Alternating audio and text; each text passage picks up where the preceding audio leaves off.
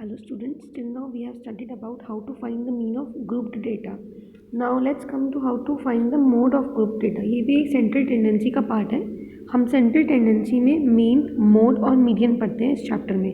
Mean I have explain you in the previous video. Now let's come to mode. Mode में अगर आपका data ungrouped है, ungrouped data में it's easy to find mode. Ungrouped में क्या होता है कि the observation having the largest frequency is the mode. अब ग्रुप्ड डेटा में क्या होता है, जिसमें क्लास इंटरवल नहीं दे रखे हैं, the observation having the largest frequency is the mode. मतलब अगर आपको कोई भी डेटा दे रखा है रॉ फॉर्म में, तो जिसका भी सबसे ज़्यादा फ्रीक्वेंसी है, जैसे सपोज आप ये वाला एग्जांपल देखो, the wicket taken by a bowler in 10 cricket matches are given below.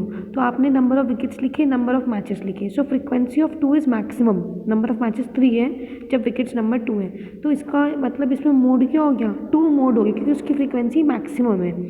ये तो बात हो गई जब आपका डेटा कैसा हो, अनग्रुप्ड डेटा है. अब बात आती है जब हमारे पास हो ग्रुप्ड डेटा. जब हमारे पास ग्रुप डेटा होगा तो क्या होगा, for grouped data the class having the highest frequency, जिस क्लास की हाईएस्ट फ्रीक्वेंसी होती है उसे हम कहते हैं क्या, मॉडल क्लास. जिसकी भी हाईएस्ट फ्रीक्वेंसी होगी उस क्लास को हम कहेंगे मॉडल क्लास. अब मोड हम कैलकुलेट करते हैं फॉर्मूला से. फॉर्मूला क्या होगा हमारा मोड कैलकुलेट करने का, किस में, जब हमारा डेटा कैसा हो, ग्रुप. तो हमारा फॉर्मूला होगा L plus F1 minus F0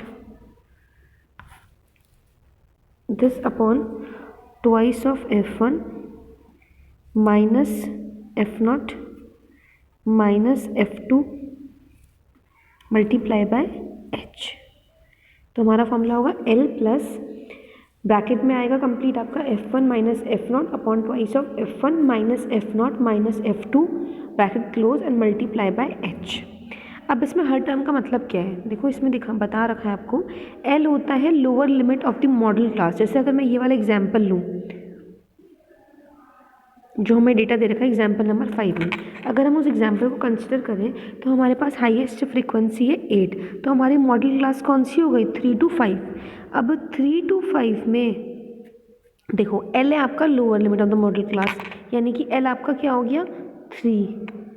H है size of the class interval. Size of the class interval कैसे आता है, upper limit minus lower limit, यानी कि 5 माइनस 3 तो कितना आ गया 2. सारे क्लास इंटरवल जो होते हैं वो इक्वल होते हैं. Frequency of the modal class, frequency model class की कितनी है 8.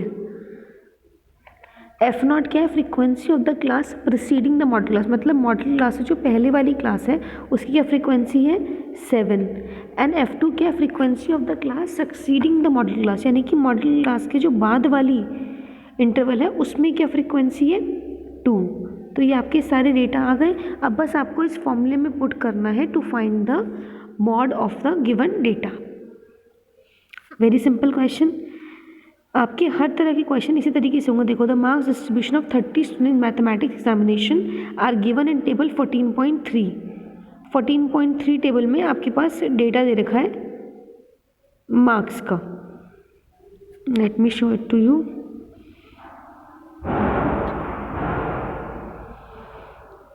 This is the given data 14.3.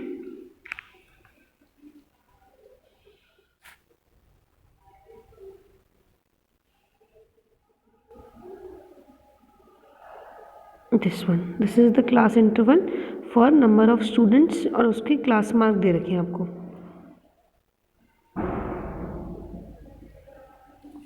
अब हम क्या पढ़ेंगे इसमें कि अब हमें एग्जाम्पल में ये बोला गया था कि हमें दिया है क्लास मार्क्स बताए गए हैं हमें 30 स्टूडेंट्स के. Okay, in mathematics are given in table 14.3 of example 1. Find the mode of this data. Also compare the interpret the mode and the mean. हमें मोड और मीन को कंपेयर भी करना है. मोड फाइंड करने के लिए सबसे पहले आपको बताना चाहिए फ्रीक्वेंसी सबसे ज़्यादा क्या है. अब when you will revisit the table 14.3 you will find that the number of that is 7 have got marks in the interval 40 to 55. ये आपकी मैक्सिमम फ्रीक्वेंसी है 7.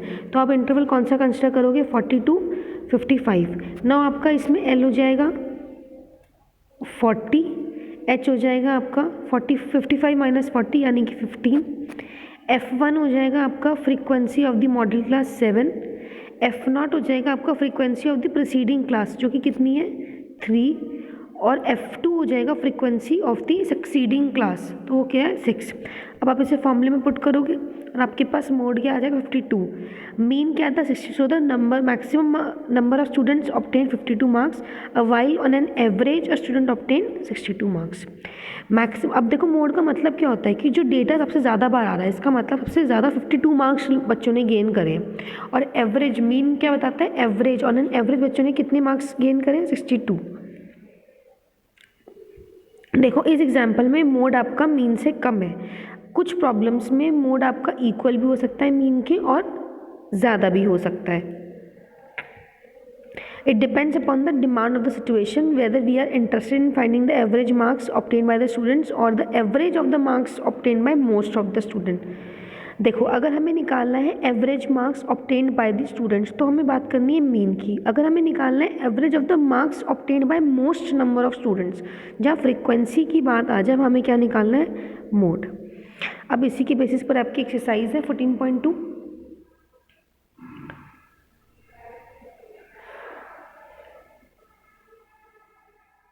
मोड होता है मोस्ट कॉमन ऑब्जर्वेशन, मीन होता है average of a set of observation. अब आप इसी के बेस पे अपने क्वेश्चन अप्लाई करेंगे, कुछ नहीं करना है, आपको चेक करना है फ्रीक्वेंसी सबसे ज़्यादा किसकी है, वही वाली क्लास को आपको लेना है। आपको उससे पहले वाली क्लास की फ्रीक्वेंसी पता होना चाहिए और उससे बाद वाली की।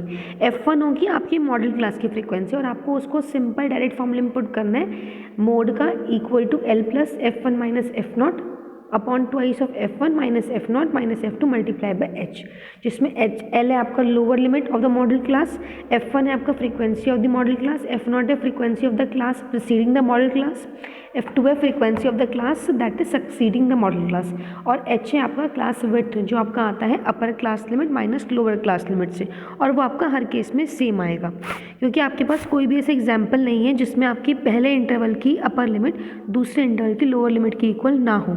आपकी हर क्वेश्चन में फर्स्ट इंटरवल की upper limit is equal to the lower limit of the second interval. अब आती है बात थर्ड सेंट्रल टेंडेंसी की जो हम पढ़ेंगे how to find the median. Median क्या होता है, measure of central tendency which gives the value of the middle most observation in the data, जो मतलब मिडिल मोस्ट ऑब्जर्वेशन आपके डेटा की उसको हम बोलते हैं मीडियन। देखो हम क्या करते हैं मीडियन फाइंड आउट करने के लिए हम पहले डेटा को अरेंज कर देते हैं असेंडिंग ऑर्डर में। अब अगर जो हमारी फ्रीक्वेंसी है n अगर वो ऑड है तो मीडियन होता है n+1 अपॉन 2th ऑब्जर्वेशन, और अगर हमारा n इवन है देन मीडियन क्या होता है average of n upon 2th and n upon 2 + 1th observation का। जैसे कि सपोज आप ये वाली क्लास ले लो, ये वाला example low, marks obtain number of students आपको दे दिया, यहाँ पे आप टोटल फ्रीक्वेंसी कितनी है 100 क्या है इवन नंबर है, तो देयरफॉर एवरेज क्या होगा n upon 2th and n upon 2th + 1 n upon 2 + 1th observation, यानी कि 50 और 51st जो ऑब्जर्वेशन होगी। Up to find this observation हम क्या करेंगे, देखो अप टू हमने 20 मार्क्स कितने बच्चों के 6 स्टूडेंट के, अप टू अब हम क्या करेंगे इसको थोड़ा चेंज करेंगे टेबल को, अप टू 25 लिखेंगे। अप टू 25 में वो बच्चे भी आएंगे जिनके 20 तक मार्क्स आए हैं और वो भी आएंगे जिनके 25 मार्क्स आए हैं, तो कितने हो गए 26। फिर अप टू 28 में कितने बच्चे आएंगे 20 वाले भी 25 वाले भी और 28 वाले भी, अप टू 29 फिर अप टू 30। इसका मतलब क्या है कि आपके नंबर ऑफ स्टूडेंट्स ऐड होते चले जाएंगे। अप टू 25 में 20 वाले भी इंक्लूड हो गए, अप टू 28 में इसके अबव के जो दोनों मार्क्स दोनों इंक्लूड हो गया, अब अप टू 29 में जो ऊपर की तीनों है वो भी ऐड हो गए। सिमिलरली आप करते करते अप टू 43 के लिए बना दोगे। अब आपके पास एक नया चार्ट आया क्यूमुलेटिव फ्रीक्वेंसी कॉलम, जिसमें आपने लिखा marks obtain number of students cumulative frequency. Cumulative frequency कैसे, जो आपने अप टू को लेके बनाई। अब ऑब्जर्वेशन से आपके 50th ऑब्जर्वेशन कितनी आएगी 28 और आपकी 51st ऑब्जर्वेशन क्या आएगी 29। देखो 50th का मतलब होगा क्यूमुलेटिव फ्रीक्वेंसी जिसकी 50 है तो उसमें मार्क्स ऑब्टेन कितने हैं 28, और 51st का मतलब हो गया n अपॉन 2 + 1 यानी कि 51th जो ऑब्जर्वेशन आएगी इसकी जस्ट बाद वाली, तो वो कितनी है 29। अब उसका एवरेज आप निकालोगे तो क्या आ जाएगा आपके पास मीडियन। तो मीडियन होता है आपका मिडिल मोस्ट वैल्यू। देखो अब हमने जो टेबल 14.11 में कॉलम 1 और कॉलम 3 बनाया इसे हम कहते हैं क्यूमुलेटिव फ्रीक्वेंसी कॉलम 1 और कॉलम 3 को आप लिखोगे तो इसे हम कहेंगे cumulative frequency table. The median marks कितने हैं 28.5 कन्वेज द इन्फॉर्मेशन कि about 50% of the students obtained marks less than 28.5 and other 50% students obtained marks more than 28.5। क्योंकि आपका मीडियन होता है मिडिल मोस्ट वैल्यू, यानी कि 50% बच्चों के तो 28.5 से कम आए हैं और 50% बच्चों के 28.5 से ज़्यादा आए हैं। ये बात हो गई अनग्रुप्ड की। अब हम देखेंगे कि जब हमारे पास ग्रुप दे रखा है, अनग्रुप में हमने क्या करा, अप टू वाला कॉलम बना लिया और क्यूमुलेटिव फ्रीक्वेंसी ले ली। जब बात आएगी ग्रुप्ड की तो हम कैसे करेंगे। ग्रुप में आपके पास क्या दे रखा है, देखो ग्रुप में आपके पास इंटरवल दे रखी है और नंबर ऑफ स्टूडेंट्स दे रखे हैं। तो अब आप सबसे पहले आपका काम क्या होगा कि आप क्यूमुलेटिव फ्रीक्वेंसी निकालो। क्यूमुलेटिव फ्रीक्वेंसी कैसे आएगी, देखो आपको पता है 0 से 10 तक वो मार्क्स इंक्लूड होते हैं जिसकी 9 तक आए हो। 10 मार्क्स को आप अगले ग्रुप में इंक्लूड करोगे तो आप इसे क्या लिखोगे, लेस देन 10। कितने बच्चे हैं 5। फिर आप लिखोगे लेस देन 20। लेस देन 20 में 5 + 3 हो जाएगा। फिर लेस देन 30। तो आपने क्यूमुलेटिव फ्रीक्वेंसी कैलकुलेट करनी है। Less than 40, less than 50, less than 60, less than 70। Less than क्यों लिखा गया, क्योंकि अप टू आप इसलिए लिख सकते हो कि इस केस में 50 to 60 का अगर मैं इंटरवल लेती हूँ तो उसमें 50 मार्क्स वाला बच्चा तो आएगा लेकिन 60 मार्क्स वाला बच्चा इंक्लूड नहीं होगा। तो आप अप टू ना लिख के क्या लिखोगे, लेस देन। आपने ये क्यूमुलेटिव फ्रीक्वेंसी का कॉलम बनाया। अब देखो, अब हमने टेबल बनाई number of students with scores more than और इक्वल टू। अब मोर देन और इक्वल टू को कैसे बना सकते हैं, देखो आपके पास थे 53 स्टूडेंट्स, मोर देन और इक्वल टू 0 53, मतलब बिल्कुल जस्ट इसका ऑपोजिट बनेगा, वो उल्टा बनता चला जाएगा। फिर आएगा मोर देन और इक्वल टू 10 के लिए, फिर आएगा मोर देन और इक्वल टू 20 के लिए, फिर आएगा मोर देन और इक्वल टू 30 के लिए। उस केस में आप क्या करोगे, आप स्टूडेंट्स कम करते जाओगे। देखो मोर देन और इक्वल टू 0 या 0 से ज़्यादा तो हर बच्चे के आए हैं तो 53 आ गए। मोर देन और इक्वल टू 10, इसका मतलब आप वो बच्चे हटा दोगे इसमें जिसके 10 तक मार्क्स आए हैं, क्योंकि उसने क्या बोला है, मोर देन या इक्वल टू 10, यानी कि या तो 10 मार्क्स हो बच्चों के या 10 से ज़्यादा। तो आपने टोटल स्टूडेंट्स लिए और उसमें 5 स्टूडेंट्स को सब्ट्रैक्ट कर दिया, तो वो बच्चे आ जाएंगे जिसके या तो 10 मार्क्स या 10 से ज़्यादा। देखो ध्यान से समझो ना इस चीज़ को, 0 से 10 में वो बच्चे काउंट होते हैं जिनके 0 से 9 तक मार्क्स आए हैं। 10 मार्क्स वाला बच्चा कैलकुलेट नहीं होता। तो अगर आप बना रहे हो मोर देन का ग्राफ तो आपको 5 सब्ट्रैक्ट करना पड़ेगा। अगर आप बना रहे हो लेस देन का तो आपको 5 ऐड करना पड़ेगा। देखो ऐड करते जा रहे हैं इसमें, और इसमें क्या कर रहे हैं हम, सब्ट्रैक्ट करते जा रहे हैं। अब जैसे सपोज मोर देन और इक्वल टू 10 में 48 बच्चे आ गए। अब आप लिखोगे मोर देन और इक्वल टू 20, या तो 20 हो या 20 से ज़्यादा हो। तो आप क्या करोगे, 48 में से माइनस क्या कर दोगे, 3। देखो 48 में से 3 माइनस कर दिया। अब मोर देन इक्वल टू 30 में अब क्या करोगे, जो 45 बच्चे आए हैं उसमें से 30 तक के जो बच्चे थे ना, 20 से लेकर 30 तक वाले बच्चे, वो आप सब्ट्रैक्ट कर दोगे। सारे सब्ट्रैक्ट क्यों नहीं करने पड़ रहे, क्योंकि आप हर बार 53 ले ले। देखो जैसे हमने पहले वाले में 53 - 5 किया, तो अगली बार हम 48 ले रहे हैं। अगर मैं यहाँ 48 की जगह 53 लिखती तो मुझे अप टू 10 वाले भी माइनस करने पड़ते और 20 वाले भी। 0 से 10 वाले भी माइनस करती हूँ बच्चे, और 0 से 10 से 20 वाले भी। लेकिन सिंस मैंने 0 से 10 में जो मैंने माइनस कर दिए वो तो मैं अब इंक्लूड करके चल रही हूँ पिक्चर में, कि मोर देन और इक्वल टू 10 में जो बच्चे बचे उसमें से आप 10 to 20 वाले सब्ट्रैक्ट कर दोगे तो आपको मोर देन और इक्वल टू 20 वाले बच्चे मिल जाएंगे। बिल्कुल इसी तरीके का ग्राफ, इसी तरह का टेबल बनता है। बस फ़र्क क्या है, ये है लेस देन का और ये है मोर देन का, मोर देन इक्वल टू का। तो आप किसी भी तरीके से बना सकते हो। अब आपके पास आपने क्या करा, आपने क्यूमुलेटिव फ्रीक्वेंसी टेबल बनाई, मार्क्स लिखे, नंबर ऑफ स्टूडेंट्स लिखे, cumulative frequency. It's all up to you कि आप कौन सी वाली टेबल यूज़ करते हो। आप चाहो तो ये वाली टेबल यूज़ कर लो, लेस देन वाली, और चाहे तो मोर देन और इक्वल टू की टेबल कर लो। It won't create any sort of difference in you. Now in group data we may not be able to find the middle observation by looking at the cumulative frequency. अब देखो cumulative frequency को देख के हम middle observation नहीं निकाल सकते। क्यों, क्योंकि आप मार्क्स देखो ना वो इंटरवल में है, कैसे निकालोगे। तो अब हमारे लिए क्या ज़रूरी हो सकता है, to find the value inside a class that divides the whole distribution into 2 halves. अब देखो to find the class we find the cumulative frequency of all classes and n/2। Now we locate the class whose cumulative frequency is greater than and nearest to n/2. This is called median class. मतलब हम वो वाली class find करेंगे जिसकी जो frequency है या तो n/2 के इक्वल हो या n/2 के नियरेस्ट हो। उस क्लास को हम कहेंगे मिडियन क्लास। अब आप डिस्ट्रीब्यूशन में n कितना 53, तो जब आप n/2 करोगे तो कितना आएगा 26.5। तो अब आप ये देखो कौन सा ऐसा क्लास है जिसकी क्यूमुलेटिव फ्रीक्वेंसी 26/5 है या फिर 26/5 के नियर अबाउट है। देखो 26/5 के नियर अबाउट क्या आ रहा है आपका 29 आ रहा है, तो आपको क्या लेनी पड़ेगी क्लास 60 to 70। ये कौन सी क्लास होगी आपकी मीडियन। अब आप मीडियन के लिए फॉर्मूला लगाओगे, क्या मीडियन के लिए ये फॉर्मूला लगता है L + n/2 - CF/F × H। L तो आपकी हो गई lower limit of the median class, n आपकी हो गई नंबर ऑफ ऑब्जर्वेशन जो कि है कितनी 53, CF हो गई आपकी cumulative frequency of the class preceding the median class, यानी कि मीडियन क्लास से जो पहले वाली क्लास थी कौन सी 50 to 60 वाली क्लास, उसमें क्यूमुलेटिव फ्रीक्वेंसी कितनी थी 22, तो आप CF की जगह क्या लिखोगे 22। F क्या हो गई frequency of the median class और H हो गया क्लास साइज जो कि हर किसी का सेम होगा। तो यहाँ पर L कितना हो गया 60 लोअर लिमिट, N कितना हो गया 53, 53/2 26/5, CF क्या होगी cumulative frequency of the previous class of the median class, मतलब class preceding the median class, वो हो गई 22 अपॉन F क्या हो गया frequency of the median class और H क्या हो गया हमारा क्लास साइज जिसको हमने करा upper limit minus lower limit से। तो अब जो आंसर आएगा वो हमारा होगा मीडियन, यानी कि मिडल मोस्ट वैल्यू।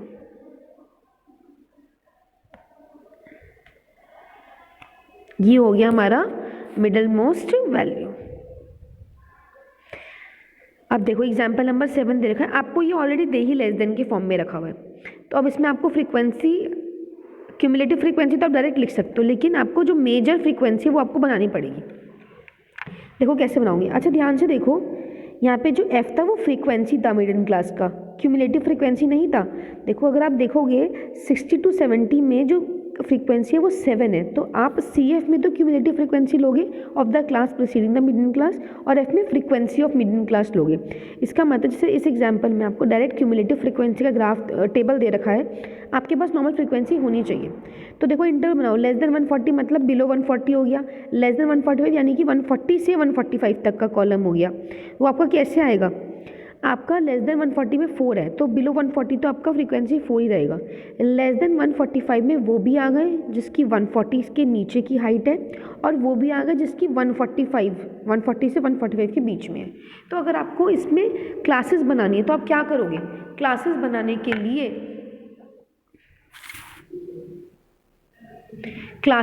के लिए आप इसमें क्या करोगे 11 में से 4 माइनस करोगे। 11 में से जब आप 4 माइनस करोगे तो इसका मतलब ये हो गया कि आपको लेस देन 145 में 11 स्टूडेंट्स दे रखे थे, आपने इसमें से वो 4 स्टूडेंट्स हटा दिए जिनकी हाइट 140 तक है। तो अब जो आपके पास फ्रीक्वेंसी आएगी 7, वो फ्रीक्वेंसी होगी 140 से 145 के बीच के हाइट के बच्चों की, ये आपकी फ्रीक्वेंसी आ गई। फिर आपने कॉलम बनाया 145 to 150, तो अब आप क्या करोगे, अब आपको यहाँ 29 दे रखा है, ठीक है, तो आप 29 में से 11 माइनस कर दोगे। 11 माइनस करने का मतलब क्या हो गया, 11 का मतलब वो सारे बच्चे सब्ट्रैक्ट हो गए जिनकी हाइट 145 से नीचे थी। तो अब कितने हाइट वाले बच्चे बचे 145 to 150 वाले। तो अब आपकी यही चीज़ करने से फ्रीक्वेंसी वाला कॉलम रेडी हो जाएगा। अब आपका काम क्या है, आप क्यूमुलेटिव फ्रीक्वेंसी का सम देख लो कितना था या नॉर्मल फ्रीक्वेंसी का, लास्ट वाली जो क्यूमुलेटिव फ्रीक्वेंसी होती है लेस देन वाले कॉलम में और मोर देन वाले कॉलम में जो सबसे टॉप पे होती है क्यूमुलेटिव फ्रीक्वेंसी, वही आपकी टोटल फ्रीक्वेंसी होती है। इस केस में आपकी टोटल फ्रीक्वेंसी कितनी है 51, n/2 कितनी आ जाएगा 25/5। अब चेक करो कौन सी ऐसी क्लास इंटरवल है जिसकी क्यूमुलेटिव फ्रीक्वेंसी या तो 25/5 हो या उसके नियर अबाउट हो। तो आपको कौन सा कॉलम मिलेगा, आपको कॉलम मिलेगा 145 to 150, क्योंकि उसमें क्यूमुलेटिव फ्रीक्वेंसी है 29 which is near about to 25/5। तो आपको L पता है 145 हो जाएगा, आपको n/2 कितना मिलेगा 25/5। CF क्या होगा, cumulative frequency of the class preceding the median class, तो वो कितना आएगा आपका 11। अब F कितना होगा upon frequency of the median class यानी कि 18 और इंटू H कितना होगा आपका क्लास साइज यानी कि 145 माइनस 140, कोई भी क्लास को माइनस कर लो वो इक्वल आएगा यानी कि 5।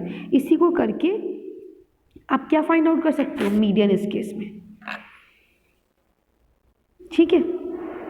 तो मीडियन हाइट कितनी होगी 149 इसका मतलब क्या हो गया 50% गर्ल्स की हाइट तो 149.03 से कम है, 50% की 149.03 से ज़्यादा है। अब देखो इसमें आपको क्या दे रखा है, इसमें आपको क्लास इंटरवल दे दी, फ्रीक्वेंसी बता दी। अब it's all up to you कि आप क्यूमुलेटिव फ्रीक्वेंसी कैसे बनाते हो। यहाँ पे x और y दे रखा है, क्यूमुलेटिव फ्रीक्वेंसी बनाओगे क्लास इंटरवल, ये लेस देन वाली बन रही है। 0 से 100 की क्या हो गई 2, 12 से 10, 100 से 200 की 7, फिर 200 से 300 की क्या हो जाएगी x प्लस 7 प्लस एक्स, 300 से 400 की 12 प्लस 7 प्लस एक्स। इसी तरीके से आप ऐड करते जाते हो इसमें, ठीक है। अब आपको क्या दे रखा है, n इक्वल टू क्या दिया हुआ है 100, यानी कि अब इन सारी फ्रीक्वेंसी का सम, जितनी भी ये फ्रीक्वेंसी दे रखी है इन सब का सम कितना है 100, यानी कि 76 plus x plus y equal to 100, तो x प्लस वाई कितना आ गया 24। और आपको बताया गया है दैट द मीडियन आपको गिवन है 525, आप मीडियन के फॉर्मूले में पुट कर लो। आपके पास जो nth की वैल्यू आएगी n/2 की, n 100 है आपका, मीडियन आपका 525 which lies in the class. देखो 525 आपका मीडियन है, तो आप देख लो मीडियन क्लास कौन सी होगी जिसमें ये वैल्यू आ रही है। 525 किस में इंक्लूड होगी 500 टू 600 में, तो ये आपकी मीडियन क्लास हो गई। आपको L पता है, F पता है, इससे जस्ट इस वाली क्लास का फ्रीक्वेंसी, CF पता है, इसकी वाली फ्रीक्वेंसी कितनी है, क्यूमुलेटिव फ्रीक्वेंसी 56, इससे पहले वाली क्लास की 36 प्लस एक्स, और h क्या है इनका सब्ट्रैक्ट करना 100। तो अब आपके पास x और y की टर्म में दो इक्वेशन और एक और इक्वेशन आ जाएगी यहाँ पर x की टर्म में, यहाँ से x की वैल्यू आ गई और प्रीवियस इक्वेशन से आप y की वैल्यू निकाल सकते हो। आपके पास x और y दोनों की वैल्यू आ गई। तो ये ऐसा क्वेश्चन जिसमें मीडियन तो प्रोवाइडेड है, आपको फ्रीक्वेंसी का चार्ट दे रखा था फ्रीक्वेंसी का, और आप उससे क्यूमुलेटिव फ्रीक्वेंसी निकाल के दो इक्वेशन आएगी, एक तो फ्रीक्वेंसी का सम करके और एक मीडियन निकाल कर, दोनों इक्वेशन से एक्स और वाई की वैल्यू आ जाएगी।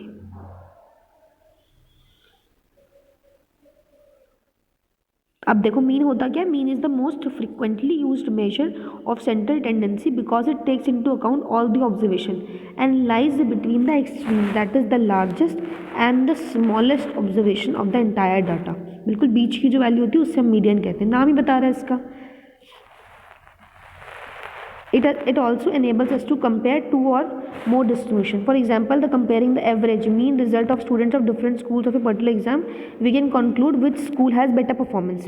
देखो मीन में क्या होता है, मीन जब आप निकालते हो तो वो आपको ये बताता है कि एवरेज कितना है, और इससे आप कंपेयर कर सकते हो। जैसे अगर दो स्कूल कोई भी एग्जाम दे रहे हैं, मैंने सबके मार्क्स को मीन निकाला, एक स्कूल के बच्चों का और दूसरे स्कूल के बच्चों का, जिनका मीन ज़्यादा आया उनकी परफॉर्मेंस बेटर है। अब लेकिन जो एक्सट्रीम वैल्यूज़ होती है डेटा की वो मीन को अफेक्ट करती है। जैसे एग्जांपल करो कि मीन है ऑफ क्लास हैविंग फ्रीक्वेंसीज मोर और less than the same is a good representation of data, but if one class है फ्रीक्वेंसी से 2 एंड 5 अदर क्लासेज है फ्रीक्वेंसी से 20, 25, 20, 21, 18, तो mean will certainly not reflect the way data behaves. देखो mean वहीं पर अच्छा एग्जाम्पल है जहाँ पे आपकी फ्रीक्वेंसीज जो दे रखी हैं वो मोर और लेस सेम टाइप की रिप्रेजेंटेशन हो, मतलब इतना डिफरेंस ना हो। जैसे यहाँ पर है 20, 25, 20, 21, 18 और 2, तो 2 और 20, 25 में बहुत गैप है। लेकिन अगर सिर्फ जो आपकी फ्रीक्वेंसी होती वो 20, 25, 20, 21, 18, तो मीन एक अच्छा ऑब्जर्वेशन था। अब in problems where individual observations are not important and we wish to find out a typical observation, median is more appropriate. जैसे आपने टिपिकल प्रोडक्टिविटी रेट निकाला है वर्कर्स का, या एवरेज वेज निकालनी है आपको कंट्री में, तो इस सिचुएशन में क्या बेटर होता है, extreme values may be there, so rather than the mean we take the median as a better measure of central tendency. Mean आप एवरेज के लिए निकालोगे। अब हमने ये तो पढ़ लिया, तीनों तरह की हमने टेंडेंसी पढ़ ली, मीन भी पढ़ा, मोड भी पढ़ा, मीडियन भी पढ़ा। अब कौन सी कब बेस्ट रहती है वो बता दूँ मैं आपको। ये मीन हम तब यूज़ करेंगे जब सेंट्रल टेंडेंसी का एक्सट्रीम के बीच में जब डेटा लाई कर रहा है, मतलब लार्जेस्ट और स्मॉलेस्ट के बीच में आपकी ऑब्जर्वेशन अगर आपको देखनी है तो आप क्या फाइंड आउट करते हो, मीन फाइंड करते हो कि आपको ये एवरेज देता है। लेकिन अगर आपका एक्सट्रीम वैल्यूज़ जो है डेटा की वो मीन को अफेक्ट करती है सिंस, तो मीन उन्हीं डेटा का लेने में फ़ायदा है जिसकी फ्रीक्वेंसीज सेम सी हो, जिसमें ज़्यादा गैप नहीं हो। और अगर बहुत ज़्यादा गैप है फ्रीक्वेंसीज में तो मीन एक सही ऑब्जर्वेशन नहीं है। अब आपका कौन सा आता है पिक्चर में, मीडियन आता है पिक्चर में जब आपकी observations in problems where individual observations are not important. मतलब जैसे अगर मुझे फाइंड करना है average wage in a country, तो मेरे को हर इंसान की अलग अलग वेजेस पता होनी ज़रूरी नहीं है इसके लिए। तो इस कंडीशन में क्या होता है, हम क्या फाइंड करते हैं, median. Instead of mean we calculate the median. अब in situation which require establish the most frequent values, most popular TV channel, तो अब वो चैनल कितनी बार वॉच किया गया उसी से पता चल जाएगा। इस केस में आप क्या फाइंड करोगे, मोड। जब आपको फाइंड करना है मोस्ट फ्रीक्वेंट या मोस्ट पॉपुलर आइटम, तो आपको यूज़ करना है मोड, अदरवाइज बात आती है मीन और मीडियन की।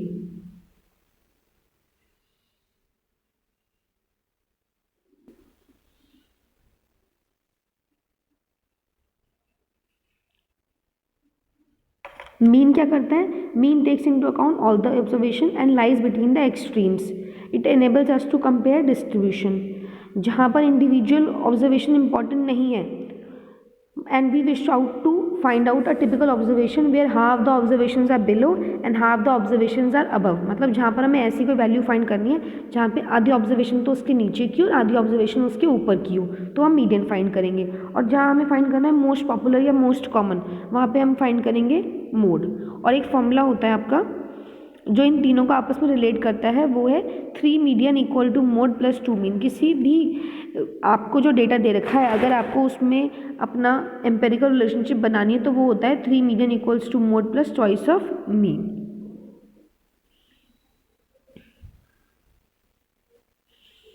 अब इसी के बेसिस पर आपके ये क्वेश्चन है जिसमें आपको क्या फाइंड आउट करना है, मीडियन फाइंड करना है, मीन भी फाइंड कर सकते हैं आप, मोड भी फाइंड कर सकते हैं। वैसे ये एक्सरसाइज आपकी मीडियन के ऊपर बेस्ड है। तो अब आपके पास मीन, मोड, मीडियन तीनों सेंट्रल टेंडेंसी क्लियर होनी चाहिए। जो भी आपकी क्वेरीज हो just post down in the comment section.